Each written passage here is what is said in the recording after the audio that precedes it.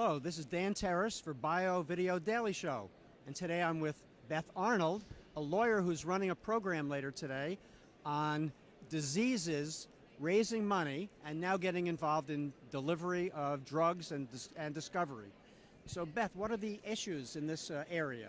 Right, so our panel is on collaborative drug development where disease foundations like Michael J. Fox Foundation, Juvenile Diabetes Research Foundation, that are raising money specifically to develop cures and are actively involved in the development of drugs. So traditionally, it was sponsoring an academic in a lab.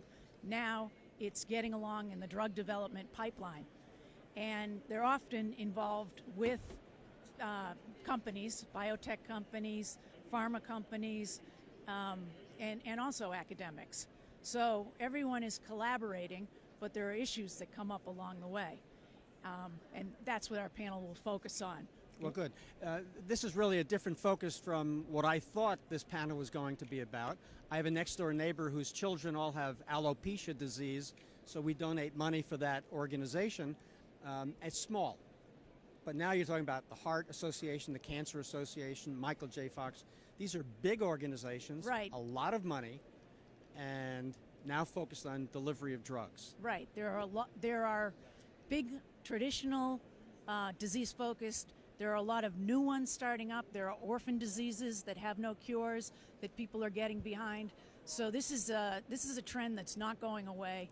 There's there's a real appetite for cures, not just research, and everybody has been struck with illness and have contributing to different diseases. So I don't like to use the word stakeholder, but I guess it's appropriate here. Do these foundations understand the role of contracts, intellectual property, and all those things connected with partnerships? Right. Well, that's some of it, and some of the bigger organizations do. Some of them have in-house attorneys. Some even have in-house patent attorneys who are constructing these deals.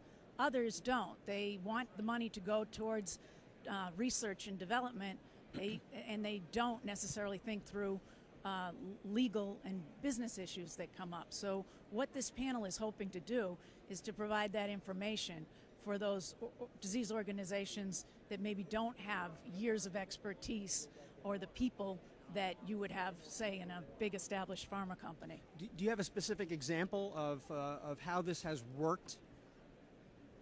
In terms of a contract, how an organization has worked with an right. institution? Well, one example, we have Heather Lounsbury on our panel. She is from Avila, which was acquired by Celgene earlier this year.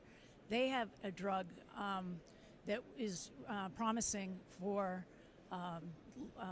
lymphoma.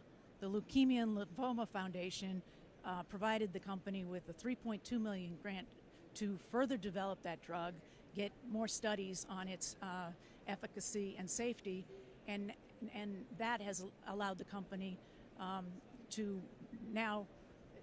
It's been acquired by Celgene, and the program is continuing to move forward. Well, I think that's really a great example and shows the expansion of biotech and how disease foundations are playing an important role. I don't think the public is really very aware of how this is working. So thank you very much, Beth Arnold. This is Dan Terrace for Bio Video Daily Show. Great.